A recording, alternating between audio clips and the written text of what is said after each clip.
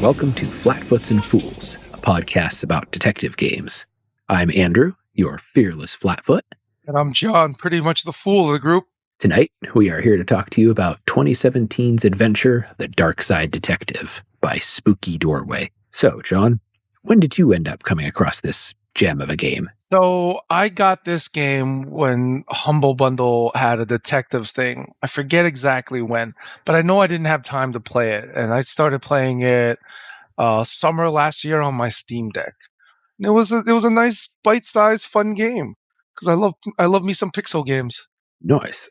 I got recommended this one by a person on a Discord server who plays all the games, and I was asking for more detective games. He says, hey, does this count? And I looked at it, I'm like, well, it says detective in the name. You play a detective. I'm going to say it counts. So this is a point-and-click adventure, very much inspired by old-style games where you're playing as a detective. It's got pixel graphics, as you mentioned, and on that note, I should mention, I do not recommend playing this game on a 4K monitor. That's like playing Tetris. All those pixels. Yes, I did that to myself. I regret that life choice, and I can't hold the game responsible for that. But it was very funny. I did actually have to physically move myself away from the desk and go, that's what that is. Because the pixels were like a quarter of an inch big. So I'd say, yeah, play it on the Steam Deck. Much better option. I mean, not only was it a much better option, this is a short game. It's only a couple of hours long. I think it's definitely less than 10 hours long. And I ended up playing it on the go, little by little, here and there. It was just really, really satisfying bite-sized chunks. It's broken into a set of 9 cases, sort of slowly escalating with complexity. The first 6 are the original story, and then they added, I believe, 3 more bonus ones over time. And so you could often just sort of sit down, play through one case. It's a, 30-ish minute thing, and then you're good to go. And that's pretty much how I played it. I played it a lot on the train, when I was looking after my nieces and nephews. You didn't really need a walkthrough or anything. It was a good throwback to old point-and-click adventures, where everything you could click on had a flavor text. It's a warm game. Feel good playing it. Yeah. I haven't played as many of the point and clicks, but this was definitely a good one. It took until the 4th case before I even got stuck. And I think it was until the 6th case that I really ran into trouble and actually needed a guide to figure things out. The 4th one was a bit of a fluke. I just missed that an object was interactable, which got me stuck, but not because I didn't know what to do. It was just, there's a thing I couldn't pick up. And as soon as I got that, the rest of the case flowed naturally. Once you've explored a whole scene, you can sort of see what you need to do, and the possibility space doesn't get too strange, which is deeply ironic to say, because the setting is you as a detective and your sidekick Dooley are cleaning up the mess when the other side, referred to as the dark side, sort of spills into your world. And the dark side is a parallel dimension of, I don't know what we call it, maybe... It's Bizarro World. Yeah, it's like Bizarro World. Eldritch Bizarro World. Eldritch horror spilling through, things like that. So that all gets very strange, but the logical steps you need to do to take care of it are usually pretty reasonable. I'd say most of the game is fairly conventional, what we would call inventory puzzles from adventure games, where you're sort of hunting through the world for specific objects that you use to pass puzzle points. And then periodically scattered throughout the game, they have little mini games. One of them is flow free, where you've got to connect up current across a grid of pipe squares that you reorganize. Just little stuff like that scattered in there for a little taste of something different. I mean, the history of this game is that it came from a game jam in 2014, and it was made rather quickly. But the mechanics and stuff was so quickly done that the world feels so lived in. There's history between all the characters, and we'll talk about that later when we get to the cases. But I don't know. As I said, the game is like a warm brownie. You just take small bites and you just enjoy it. And it did well enough that the company has gone on to make a second game so far in the series. So there's a second Darkside Detective game, and they may even be working on a third. I don't know that, but I have not been able to see what that studio is up to, which usually means they're working on another game. When I was doing the research for talking about it today, I mean, the two characters, Detective McQueen and Officer Dooley, like they show up in other games apparently. Some game called Coffee Talk, which I guess I'll check out. Oh, I had no idea. Yeah. That's another thing to add to the list. That one is it's not a detective game. I just was reading it Well, like then, right before we started talking, so I don't really have a good grasp of what it is. That game came out in 2023. Did we mention when this when Darkside Detective came out? yeah, this one was 2017. 2017. By now, it's old. That's pre-pandemic. Oh, the world did get weird. We are living in the dark side nowadays. I feel like it'd be more fun if it was really the dark side from the game. Oh no, but let's get into the cases. All right. So this will be the official start of the spoiler section. So, case number 1 starts you out. There's a girl who's missing. You get to a house and you explore the house, got a few rooms, and up in the attic you find a doorway to another dimension. And that's your like first encounter that something eldritch is going on. Malice in Wonderland was the name of this case, I believe. That's fitting. And it works because it gave you an introduction to what was going on both thematically and mechanically. And you got that first taste of, oh, there's another world on the other side here that is somewhat parallel to our own, but stranger from our perspective, at least. After you finished that one, was the subway case next, or was that the third? That's the third one. Home Alone is the second one. That's the one in the library. Yes. This one felt like it was definitely riffing on some Ghostbusters, among other things. Ghostbusters literary. It was based in a library. If you're a well-read person, it was a lot more fun. Oh yeah, this game is chock full of historical tidbits, references, lots of pop culture references. Like you could find ghosts of various authors arguing with each other in the library. Of the 9 ghosts, there's like 3 of them, at least 3 of them I don't know. I don't know who Gal Plinkman was. I don't know. Yeats, I kind of knew. I knew kind of Aleister Crowley. Adams Pratchett, I know. Poe, Lovecraft, Shelley, and then Bilton. I don't no idea who that is. I'll probably look it up after we end up today. This case is fun. You get in, you get to explore your way around the library and make your way past difficulties like the elevator being out. You get to climb through the vents. A little kid. Yeah. Little possessed children. Nothing ever goes wrong with that. But my favorite case by far was the third, which was the Disorient Express. Yes.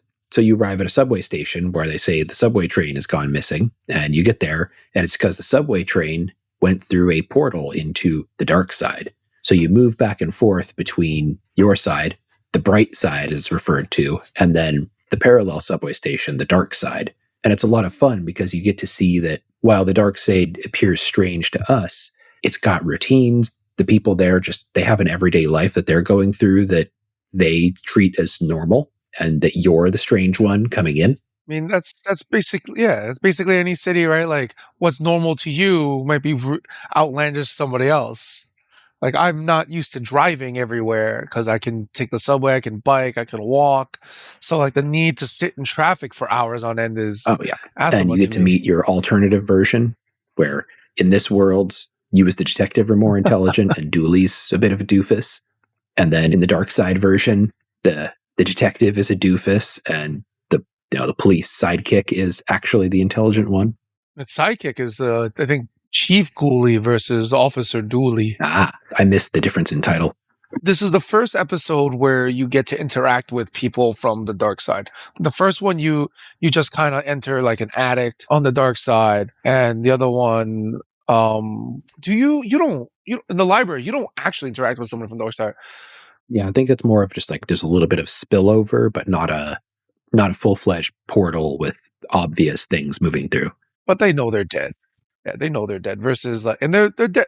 They're dead from our universe. Where versus Agent McScream and Chief Ghoulie, they're like, oh, you're my doppelganger. And then it's a bit of the Spider-Man. You. Yeah. So you get to go in and figure things out in order to get your train back. And everybody goes back to their normal lives once you get the train back out of the subway.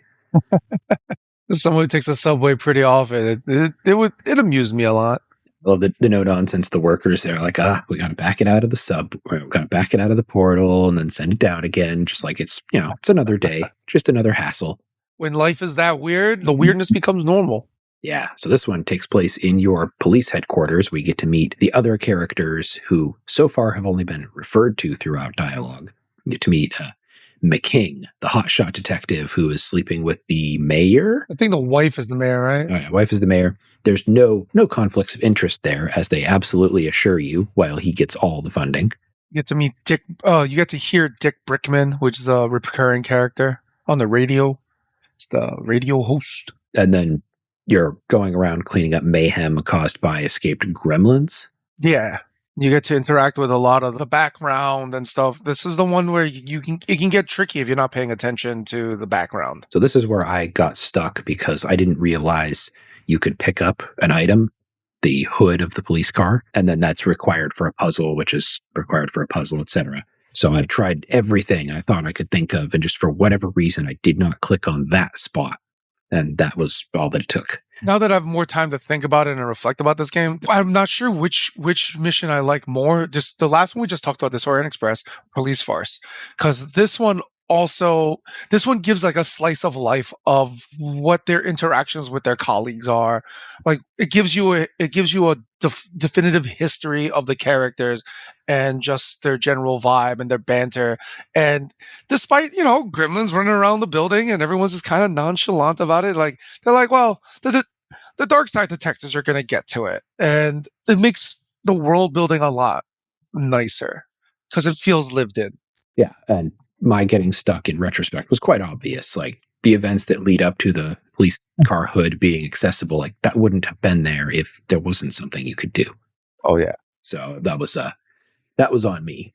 I enjoyed that as well. And the flow of events, while strange, was mostly logical because you have to go around and deal with each of these gremlins that is causing trouble, and includes like gassing them, electrically zapping one, and then shoving them all back in a jar. It also has one of the more fun achievements, which I'll spoil right now, which is giving laxatives to the detective we talked about earlier, the one that's married to the mayor.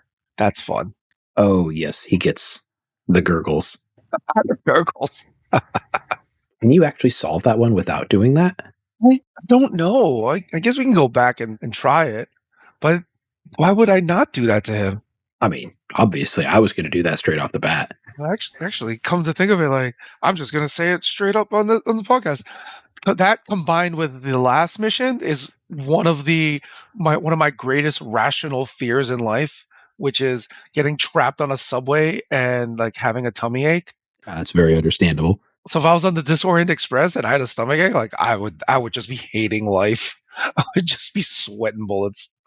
Yeah, then the next case was you take a trip outside the city and you go to Dooley's Boy Scout troop. Was this this is not the last of the original missions, right? No, that was the... No, the next one. Yeah. The Dawn of the Dead was the next one. This one was fun as well. This one was quirkier. Yeah, you spend quite a bit of time sort of exploring the Boy Scout camp and checking out what appears to be some supernatural occurrences. And you do end up finding out that there is, in fact, a cryptid out there, though it is not the particular one that the annoying photographer is looking for. The Loch Ness Monster, yeah. You meet the, what should we call it? The conspiracy nut cryptid, who is actively hiding out, yet wants to wear a tinfoil hat. Hey, when you know, you know. I mean, Loch Ness Monster's there. He's a conspiracy. Doesn't mean that conspiracies don't exist in this world. Yeah, I mean, living evidence. I've totally met this character before. The no-nonsense chef at the cafeteria there is just like, what other crap do I have to deal with today? Oh, she definitely has got like an old school chain smoking Brooklyn accent. Like, hey there, honey, hey there, just one scoop and go. Get your meal and get out. Like that's how I hear her voice in my mind. Yeah, and it's fun because like the monster in Monsters Inc., the old lady, Roz. That's the voice I hear. Yeah. Oh man, I need to watch that movie again. Yeah, this also had quite a few little mini games in it, as you had to figure out your way across the lake and the map. Yeah. End up over on the far side with the Loch Ness Monster, getting the tinfoil hat. Now, I think you end up leaving one of the kids at the camp. Well, I don't think so. Or do you leave Dooley at the camp? You leave Dooley with the cryptid Ah, because they're cool. Because Dooley also had an account on the conspiracy theory forum. that's what it was. And then you get to meet the reporter slash news host, Dick Brickman, for the first time in the Pixel. Yeah, and you get to hear. I think you've heard his voice almost every case. No, maybe. It's fun. And in terms of sort of complexity, I think the game, like the peak of it is case number 6, The Dawn of the Dead. Oh, wait, one more thing about the last one. That's the first time you get to meet the Blood Wolves. Oh, God, I forgot they had that name. Great name for a scout troop. The Blood Wolves. Very much not scout badges. Yeah, a bunch of kids being scouts, with Dooley being the adult, quote unquote, of the group. Oh, they're so boned. That's why you got to come in. I think that's why you do come in. He calls you in. I forget what initially got you in there, but that one was fun. Dawn of the Dead, that was a challenging case. That's where my brain sort of stopped gelling with some of the logic, possibly just because it was complex enough. But it starts out with, I don't know what to call it, not Night of the Living Dead, but a bunch of supernatural stuff is going on all over the city, and you've got to go to multiple locations to clean things up. As we talked about earlier, I feel like this one was weirder just because there was a sense of urgency and momentum that the other missions didn't have. Finding the cryptid, there's no real sense of urgency to that. Train getting stuck, sure, everyone wants to go home, but there's no sense of urgency. Dawn of the Dead, there's a horde of zombies coming at you. You feel a different sort of urgency to it, and that kind of messes up the slow, methodical pace that you've already had in this game. But it is also the last mission of the game, so I kind of understand that from a narrative perspective. But it's a point and click. The zombies aren't going to go anywhere until you mess up, or not mess up. Just because there's no game over in this game. But it's like a false sense of urgency in that, Yes, yeah, the zombies can't actually. They're really just a puzzle piece. yeah, they're just a narrative MacGuffin or a counter MacGuffin, and you're just going through the puzzles. Although you do get to go through a bunch of different areas. I think this mission had the most different areas. You have the museum, the gift store, the mansion, Graveyard. the graveyard. Is this the one where you went underground as well? Yeah, you do sort of end up in the sewers a little bit. Yeah, like so you went to a lot of different places for a short amount of time, which was nice. Yeah, that was sort of where my brain didn't do as well. The self-contained locations were fine. Like you go to the museum, you kind of wrap things up there, you're done at the museum. What part slowed you down? I had trouble once we got to the big like graveyard complex. There was a lot of different locations within it. Like you'd be at the church, the water tower, the crypts, the area under. For whatever reason, my brain just did not think of clicking in the same spot multiple times to do things. It was sort of like I clicked it once. I heard the voice line, like, why would I click it again? So I didn't think of that and kept getting stuck there and being like, oh, I have to go click on this a second time? Oh, what is this voodoo? One of the puzzles in this mission that I really got tickled by was needing to use a ghoul's hand to extend your hand so you can grab something. I know it's a classic puzzle, but it just tickles me, the stupid dad joke of you need a hand and then using a zombie hand. And that was pretty good. That's the classic adventure game joke too, is there's an object on a high shelf and this one was just, you need a hand. You got to do that to get to things. It's pretty normal for point and clicks, as you said. Even with my brain not gelling with it, this case was still a lot of fun. Like I enjoyed it. And that covers the main cases. But there's still the bonus cases. The first bonus case is clearly Die Hard, and then what's the other? Die Hard. I mean, it's called Buy Hard, so it's straight off there. It takes place at a mall in Christmas time, and a bunch of children get possessed and start causing problems that you have to go around and clean up. Yes, you have the first return of the Blood Wolves.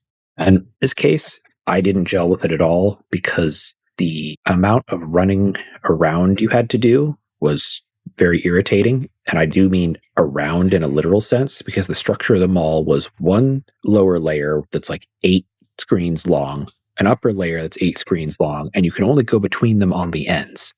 So if you're in the middle of the lower layer and you realize, all right, I have to go to the upper layer now, it's going to be a lot of clicks to go back and forth. And you spend so much time going back and forth. As mechanics go, now that we've had more time to think about this game and everything, this choice was kind of baffling, although it is the structure of a mall. Tome Alone, the second mission, you don't have that problem because it is a building and there's an elevator. So you could skip floors and then you just have the rooms to the left and the right, or for the most part, maybe one extra room.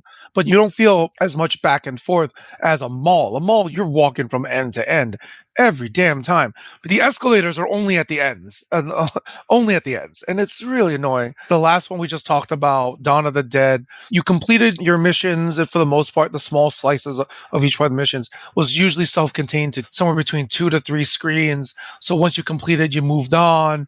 And so there's a sense of momentum. But by heart, this was the most frustrating out of all of them. Like, even though I'm tickled by the Die Hard references, but it was just frustrating to play. This particular mission, absolutely not my cup of tea. And you're right, it did feel like a departure from generally I don't know if ease of access for the other ones is the correct term, but The well thought out level design. and like it was thematic, as mentioned, thematically appropriate, but not fun to navigate. Like, wish there was fast travel. Maybe there'd be those walkways that you would have in an airport or something. Like, there were ways to fudge this within the lore. Yeah, or put another central staircase or elevator or something. But I don't think they did this to pad out the time. I think they just did it like, this is what a mall is. Yes, this place makes you suffer. If that was the goal, it was a very good job of it. And it was. And the second bonus case, you get to see a slice of Dooley's home life when you go and visit him at home. And this one makes up for the short. It's very small, a very small map. Yeah, it's only a few screens. It's all contained within Dooley's house. Just a nice little bite-sized puzzle that's like, all right, this is fun. The possessed VCR has opened up a portal in time and space. We're going to, deal with that. And then we're going to go have a nice dinner. Oh my God. There's going to be so many people who don't know what a VCR is. Oh, yes. Didn't think of that, but it's dating itself. That's part of the joke, I suppose. Yeah, part of the joke. The last case, you get to go on vacation with Dooley out to the desert. We're sort of going on a road trip and staying overnight at a motel. And there's a genie there that wants to be free after granting his 3 wishes, but his client is not actually wishing for anything because he seems to be absurdly happy with life. So you need to help the genie out by making his client wish for things. Living the dream, man. Living the dream. It was fairly strung out. Like there was a lot of different places to go. I absolutely missed being able to go out into the desert from one of the sections. I think it was because like when I first tried to click on it, I clicked on the billboard next to it and just thought, oh, it's got a big hitbox and there isn't anything to click on here. It turns out there was. Didn't I make fun of you for this one? Because it's like literally an arrow. Yeah, there's an arrow there that somehow I just completely overlooked. I'll give you this though. There's just so much going on in that one screen at the entrance to the motel. It's like there's a lot going on, but in their defense, there's an arrow. Yes. It literally tells you to click here. Well, no, there's an arrow telling you to click there. I mean, it does point right at it. I have no defense. And you were playing on a 40-inch monitor, whereas I'm playing on a tiny Steam Deck. I'm wondering if that somehow made it worse. I'd have to boot it up again and compare different pixel sizes. I mean, when we play the next Tales from the Dark Side. Yeah, I'm going to be intelligent and play it on a small screen this time. Because, yeah, that was a surreal experience, which is fitting because during this quest, you get to go on a vision quest. And the classic kind where you go out into the desert, take a bunch of drugs, and talk to coyotes. Yeah, high like an eagle. I'm not going to lie. That puzzle for the weights, even though it's a logic puzzle I've seen before in my real life and like it physically, I was just like, I'm too tired. I used the guide for that one. Yeah, I had the same issue. I wasn't tired, but it didn't click in my brain how to deal with it. And then once I got to the solution, I was like, oh, yeah, this should have clicked. And it didn't. And I don't know why. My brain thought of it as like, this is just weird backgammon. I'm just going to cheat for this one.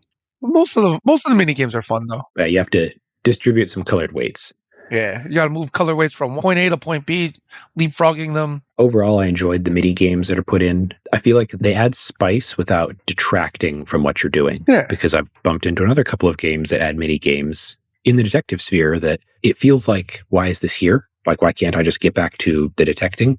None of them have a timer on it, so there's not a sense of urgency, which I like better since I've been playing more games now that have timers. As I keep saying, it's just a warm, fuzzy game. I definitely recommend this game for anyone looking for a nice point and click adventure that, makes you generally feel good. And you get to put some order back into the world and coax the dark side back into its realm gently. I really like how this game has like the slice of life aspect of it. I didn't think about it before, but Dooley and McQueen's friendship is really wholesome. Like the whole point of the final mission in it, they're not in a case. McQueen's just like, "Yo, Dooley, let's hang out. Let's take a vacation." And lo and behold, they got to work.